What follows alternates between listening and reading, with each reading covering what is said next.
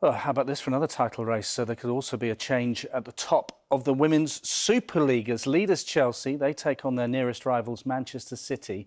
A 2-goal win would be enough for City to leapfrog the champions. Joe Currie is at Kingsmeadow this evening. Joe, there's a lot at stake there this evening. Yes, good evening, Ollie. You have to excuse me if I look around a little bit. I'm slightly scared about getting a ball in the back of the head because the players are warming up just behind us. But as you say, tonight is being described as a potential title decider. Should Manchester City win, they could potentially go top of the table, level on points with Chelsea. But should Chelsea win, well, then they'll be 6 points clear with 8 games to go. Now, someone who can talk us all the way through tonight's action is former Chelsea defender Gilly Flaherty. Gilly, thank you so much for joining us. Where's this game going to be won and lost then? I think for me tonight, it's all about the individual battles. You know, I think it's about players. You've got players like Khadija Shaw and Lauren James, who are two of the most informed players in this league. It's about those defenders matching them, you know, and being the better of them and getting the better of them in the game. But I'm excited. You've got one of the best defenders in the league coming up against Chelsea. You know, Chelsea, and we know they're full of goals. So I'm really excited. But for me, it's all about individual battles tonight.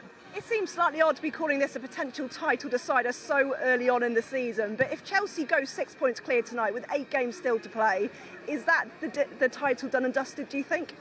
I think if they go clear and then they slip up on it, I think Emma will potentially be really fuming about it, I think just as a club. So I think they know if they win tonight, they can bridge a bigger gap between them and the teams below them. I think for the league in general, I think it'd be exciting if it keeps going the whole way, you know, and it doesn't just become a one-horse race. But I know, speaking from Chelsea, being a former Chelsea player, I know exactly what Emma's going to be saying tonight.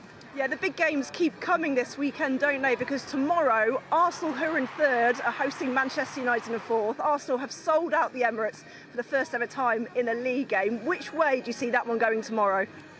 For me, I think it's going to be Arsenal, and just purely the fact of I've been there at the Emirates with not a full-out crowd, but you're talking near enough 45,000, and I think the way the crowd is, it just spurs Arsenal on, and I think it'll be really difficult for Man United. I think both teams are feeling a little bit under pressure as well.